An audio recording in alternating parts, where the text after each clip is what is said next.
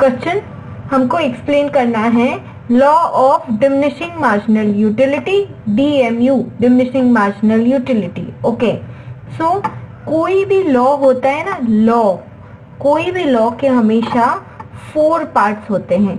कौन कौन से? First, introduction of law, second, statement of law, third, explanation of law and fourth is assumptions of law. कोई यहाँ हम पढ़ेंगे law of diminishing marginal utility, important है एग्जाम के लिए, लेकिन कोई भी लॉ हो तो ये ही सीक्वेंस हमको रखना है, introduction of law, statement of law, explanation of law and assumptions of law. ठीक है, तो first introduction, law of diminishing marginal utility explain economic behaviour of a rational consumer. एक कंज्यूमर, नॉर्मल बुद्धि वाला जो अपना विवेक यूज करके चीजें खरीदे, ऐसे कंज्यूमर की स्टडी है। ओके, तो रैशनल कंज्यूमर की स्टडी है। हाँ, अब उसको रैशनल कंज्यूमर का एग्जांपल लेते हुए law of diminishing marginal utility क्या समझाता है वो देखेंगे। It was first proposed by Mr. Gossin, so it is called as Gossins first law. Law of diminishing marginal utility को गॉसिन्स फर्स्ट लॉ भी कहा जाता है। However, it was further explained in detail by Professor Alfred Marshall। देखो, father of economics chapter 1 में क्या पढ़ा था? Father of economics Adam Smith, लेकिन पॉपुलराइज माइक्रो इकोनॉमिक्स को किसने किया था? अल्फ्रेड मार्शल ने। तो इस लॉ को भी डिटेल में किसने एक्सप्लेन किया है? Professor Alfred Marshall in his book principles of economics in 1890। तो अल्फ्रेड मार्शल ने इस लॉ को पॉपुलराइज किया उनकी बुक प्रिंसिपल्स ऑफ इकोनॉमिक्स में इन 1890। ये हमको ध्यान रखना है। तो ये फर्स्ट पार्ट हुआ आपका introduction of law, law of diminishing marginal utility. Second, statement of law. अब स्टेटमेंट में हमेशा स्टार्टिंग जो होगी ना, हम कोई चीज पे टिप्पणी कर रहे हैं तो हम ये मानते हैं कि बाकी सब चीजें एज इट इज कांस्टेंट है, तो हमारी स्टडी क्या कहती है, इसलिए हमेशा स्टेटमेंट ये 4 वर्ड से स्टार्ट होगा। अदर थिंग्स बीइंग इक्वल, ये 4 वर्ड्स ही होंगे स्टार्टिंग में।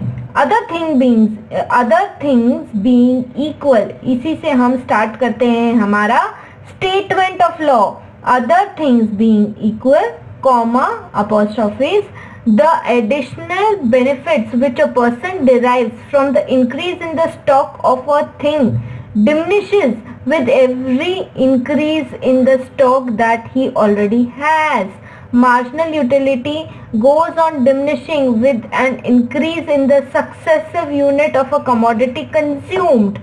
इसका क्या कहना चाह रहा है ये? देखो, एग्जाम्पल लेते हैं अपने मैंगो का कि फर्स्ट यूनिट कंज्यूम किया तो मार्जिनल यूटिलिटी थी 10। फर्स्ट यूनिट में टोटल यूटिलिटी और मार्जिनल यूटिलिटी सेम होती है। ओके, सो 10 थी। सेकेंड यूनिट कंज्यूम किया तो ये जो मार्जिनल यूटिलिटी जो नंबर से हम फाइंड आउट करते हैं उसको क्या बोलते हैं? यूटिल्स। सो 10 नहीं और 8 हुई।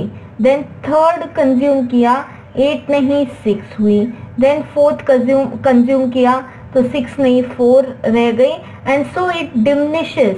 तो जैसे जैसे हम एक एक्स्ट्रा यूनिट कंज्यूम करते जा रहे हैं वैसे वैसे मार्जिनल यूटिलिटी डिमिनिश करती जा रही है, ये कहना चाहते हैं। वापस देखते हैं, marginal utility goes on diminishing, ये मार्जिनल यूटिलिटी है, it goes on diminishing with an increase in the successive units। जैसे जैसे यूनिट्स जो हम कंज्यूम कर रहे हैं वो इंक्रीज होते जा रहे हैं, वैसे वैसे मार्जिनल यूटिलिटी डिमिनिश होती जा रही है of the commodity consumed.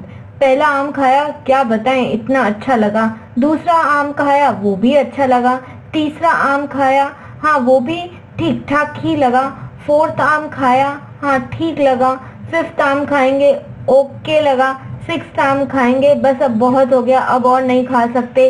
7th आम खा लिया तो अरे अब ये तो आम खाना प्रॉब्लम हो गया, ऐसा होता है। तो जैसे जैसे आपने यूनिट्स कंज्यूम करते गए वैसे वैसे मार्जिनल यूटिलिटी डिमिनिश होती गई। आप ये चीज ध्यान रखना, स्टेटमेंट ऑफ लॉ हमेशा स्टार्ट किससे होता है? Other things being equal, the additional benefit which a person derives from the increase in stock of a thing diminishes with every increase in the stock he already has। जैसे जैसे stock increase हुआ वैसे वैसे marginal utility decrease हुई। तो इस video में हमने पढ़ा introduction of the law, statement of the law of diminishing marginal utility. अब explanation of the law and assumptions of the law हम पढ़ेंगे आगे के वीडियोस में।